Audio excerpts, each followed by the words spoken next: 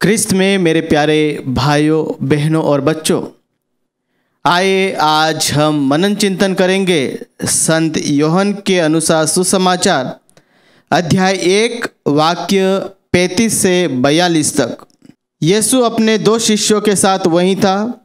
उसने यीशु को गुजरते देखा और कहा, देखो ईश्वर का मेमना। दोनों शिष्य उनकी यह बात सुनकर यीशु के पीछे हो लिए।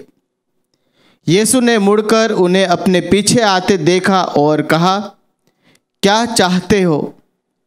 उन्होंने उत्तर दिया, रबी अर्थात गुरुवर, आप कहाँ रहते हैं? यीशु ने उनसे कहा, आओ और देखो। उन्होंने जाकर देखा कि वह कहाँ रहते हैं और उस दिन से वे उनके साथ रहे। उस समय शाम के लगभग 4 बज रहे थे। जो यूहन्ना की बात सुनकर यीशु के पीछे हो लिए थे, उन दोनों में से एक सिमोन पेतरुस का भाई अंद्रियास था। उसने प्रातः अपने भाई सिमोन से मिलकर कहा, हमें मसीह अर्थात ख्रिस्त मिल गए हैं, और वह उसे यीशु के पास ले गया। यीशु ने उसे देखकर कहा, तुम यूहन्ना के पुत्र सिमोन हो, तुम केफस अर्थात पेतरुस कहलाओगे। क्रिस्त में मेरे प्यारे भाइयों, बहनों और बच्चों, आज के वचन में हमने संत यूहन्ना बपतिस्ता के बारे में सुना कि उस समय यूहन्ना बपतिस्ता लोगों के लिए एक महान नबी थे। वे लोग प्रभु का प्रचार करने के लिए आए थे और कह रहे थे कि अपने मार्ग सीधे करो, अपने पापों को त्याग कर अपने आप का जीवन बदलो। और आज हम देखते हैं कि किस प्रकार वे प्रभु को देखते हैं और कहते हैं, प्रभु को एक मेमना के प्रतीक के रूप में वे अपने शिष्यों को कहते हैं।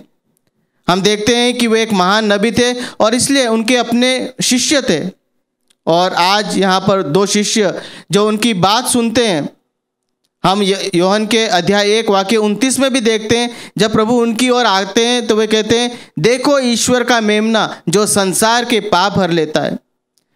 और इतना ही नहीं, वे अपने आप को प्रभु के सामने एक सरल व्यक्ति या एक नम्र व्यक्ति के रूप में वे पाते हैं और कहते हैं कि मैं उनके जूते का फीता खोलने भी योग्य नहीं हूँ।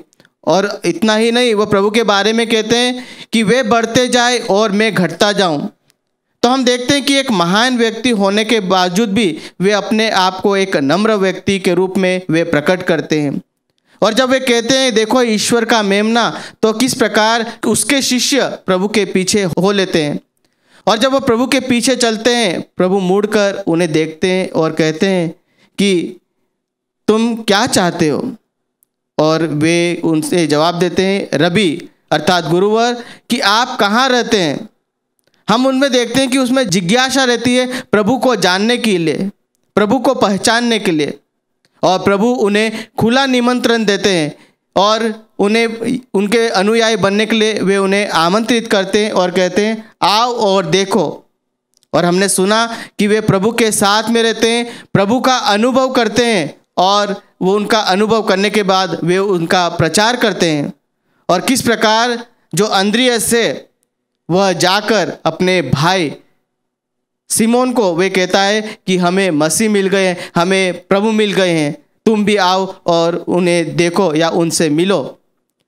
क्रिस्त में मेरे प्यारे भाइयों, बहनों और बच्चों, हम मनुष्य हैं, हमें भी जिज्ञासा रहती है।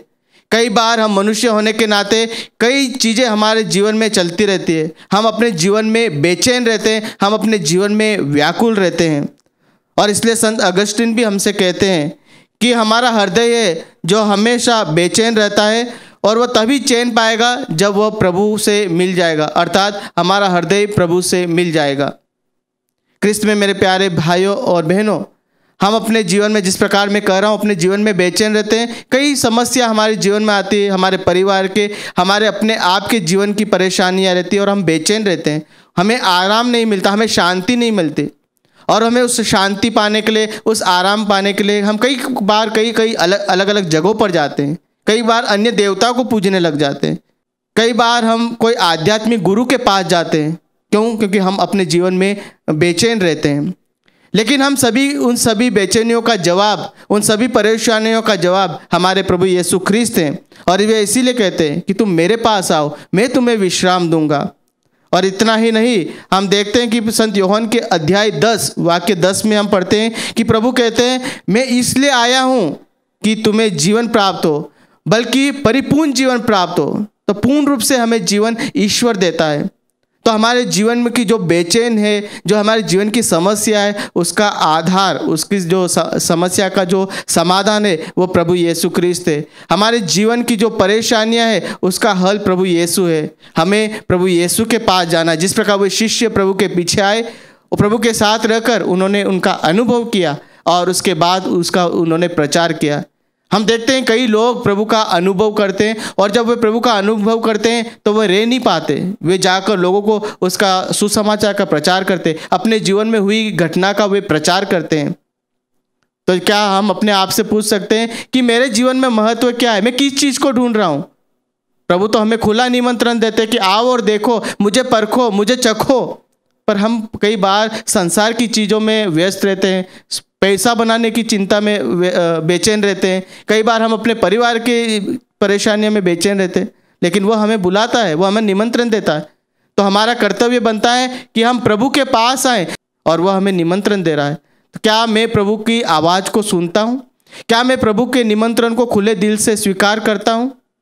और क्रिस्त में मेरे प्यारे भाइयों और बहनों, अगर हम उस बुलावे को हम अनुभव कर लेंगे, प्रभु का हम अनुभव कर लेंगे, तो हम खुद ही अपने जीवन में चमत्कार का अनुभव कर लेंगे। हम उस चीज़ों से वंचित नहीं रहेंगे, हम जाके उसका प्रचार करेंगे कि हमारे जीवन में इस प्रकार प्रभु ने कार्य किया है, मेरे जीवन को बदल दिया, मेरे परिवार को बदल दिया, मेरे जीवन में उन्होंने चंगाई दी है। इस प्रकार हम प्रभु का अनुभव दूसरे लोगों के साथ बांट सकते हैं, जिस प्रकार अंद्रयास ने अपने भाई सिमोन के साथ उसने बांटा है।